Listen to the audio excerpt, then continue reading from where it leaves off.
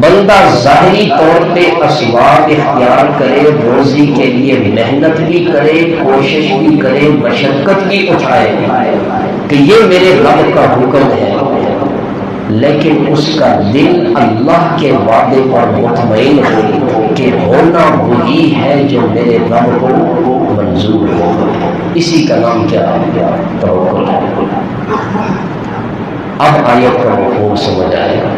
وَمَن يَتَوَکَّلْ عَلَى اللَّهِ، جو شخص اللہ پر توکل کرے، اسباب اختیار کرے، اللہ نے حکم دیا روزی کے معاملے میں اسباب اختیار کرے، ملازمت کرے، تجارت کرے، محنت مزدوری کرے، آپ نے اسباب اختیار کر لیے، اب نتیجہ اللہ کے سپرد کر دے۔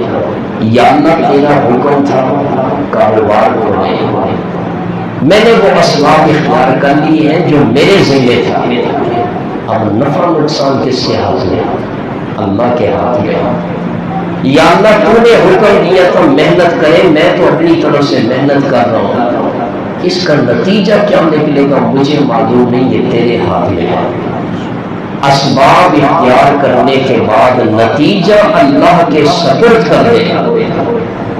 اللہ کریم فرماتے ہیں جو اس طرح مجھ پہ توکل کرے گا فَهُوَ حَسْبُهُ، تو اللہ اس کے لیے رزق کے معاملے میں کافی ہو جائے گا۔ اللہ کریم کبھی کسی کو بغیر سہارے کے نہیں چھوڑتے، جو اللہ کو اپنا سہارا بنا لے، اللہ اسے رزق کے معاملے میں کبھی بھوکا نہیں سلاتے، بشرطے کہ بندہ صحیح معنوں میں اللہ پہ توکل کرے۔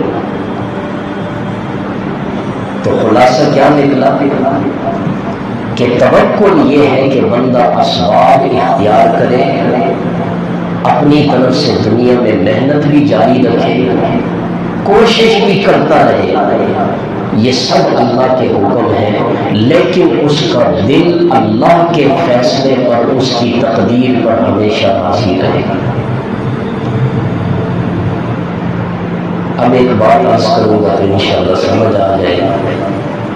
بعض لوگ کہتے ہیں جی میں نے استخارہ کیا کاروبار کے لیے، فلاں کاروبار کروایا، استخارہ کر لیا، اسی شعبے کے آدمی سے مشورہ بھی کر لیا، مشورہ کرنے کے بعد میں نے کاروبار سٹارٹ کیا، کاروبار چلا ہی نہیں، پیسے ڈوب گئے، تو پتہ ہے لوگ بالکل نا امید ہو جاتے ہیں، کہتے ہیں اب جی چاہتا ہے جنگل میں ہی چلے جائیں، دنیا کو ہی بالکل چھوڑ دیں، نعوذ باللہ۔ اب اصل وجہ کیا ہے؟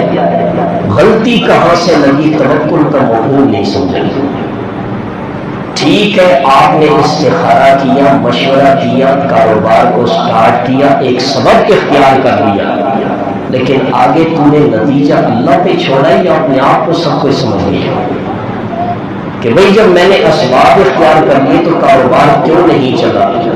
اگلا حصہ بھی سمجھ لے، کاروبار کا چلنا نہ چلنا یہ کس کے اختیار میں ہے؟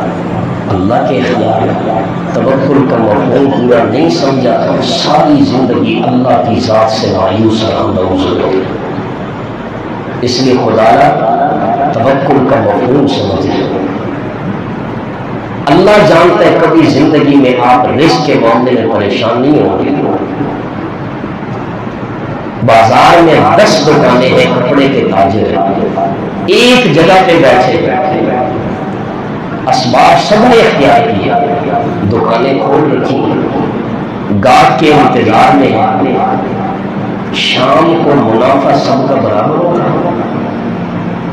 ایک وہ ہوگا جس نے 20,000 منافع کمایا، دوسرا وہ ہوگا جس نے 10,000 منافع کمایا، تیسرا وہ ہوگا جس نے 5,000، چوتھا وہ بھی ہوگا جو سارا دن منہ دیکھتا رہا، 1 روپیہ بھی منافع حاصل کیا۔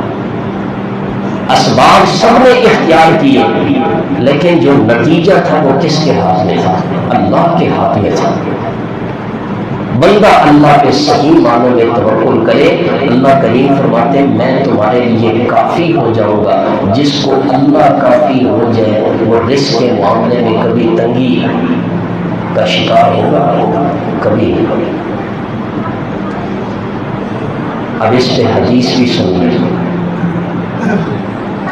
حضرت عمر بن خطاب رضی اللہ تعالیٰ عنہ سے روایت ہے کہ رسول اللہ صلی اللہ علیہ وسلم نے ارشاد فرمایا اگر تم اللہ پر اسی طرح بھروسہ کرو جیسے بھروسہ کرنے کا حق ہے، وہ میں نے بتا دیا، اگر تم اللہ پر اسی طرح اعتماد اور توکل کرو جیسے توکل کرنے کا حق ہے تو تمہیں اس طرح روزی دے جس طرح پرندوں کو روزی دیتا ہے۔ حضور نے آگے وضاحت فرمائی صبح کو وہ بھوکے نکلتے ہیں، شام کو پیٹ بھر کر واپس آتے ہیں۔ کیا مطلب؟ اگر ابن آدم روزی کے معاملے میں اللہ پر ایسا اعتماد کریں جیسا اسے کرنا چاہیے تو اللہ کا معاملہ ان کے ساتھ یہ ہو کہ جس طرح وہ چڑیوں کو سہولت سے روزی دیتا ہے، وہ زیادہ مشقت نہیں اٹھاتے، ہاں اپنا سبب اختیار کر کے اڑتے ہیں، محنت یہی کرتے ہیں کہ اس کے لیے نقل و حرکت کرتے ہیں، ایک جگہ سے دوسری جگہ جاتے ہیں، اللہ کتنی آسانی سے شام کو ان کا پیٹ بھر دیتا ہے۔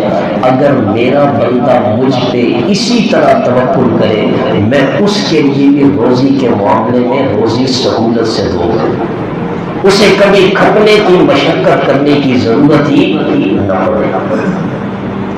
لیکن بندے اس طرح توکل نہیں کرتے،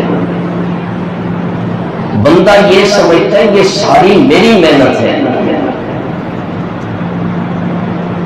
یہ نہیں سوچتا یہ جو مجھے ہاتھ پاؤں دیے ہیں جن سے میں محنت کر رہا ہوں یہ بھی تو اللہ نے دیے ہیں، عقل بھی تو اللہ نے دی ہے، اور پھر جب میں بیٹھ گیا تو میرے پاس گاہک لانے والا بھی اللہ ہی ہے۔ تو یہ ہے توکل کا صحیح مفہوم۔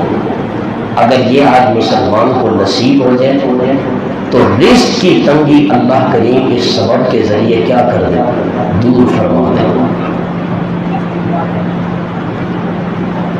یہ توکل ہے، بندہ عزم کرے، پختہ ارادہ کرے، اور عزم کرنے کے بعد پورے اعتماد کے ساتھ قدم اٹھا کر کام کرنے کے بعد اس کا انجام اللہ کے سپرد کر دے اور پھر اللہ کی رضا پر راضی رہے، یہ توکل ہے۔ اس کے بعد اگر کامیابی مل گئی تو اللہ کا شکر کرتا ہے، یا اللہ تیرا شکر ہے میں نے اسباب اختیار کیے تھے وہ کیا ہے میرے موافق نہ ہوئے۔ اور اگر بالفرض اسے ناکامی ملتی ہے مایوس نہیں ہوتا، کیا کرنا ہے، صبر کرنا ہے، میرے رب کی طرف سے میرا امتحان ہو رہا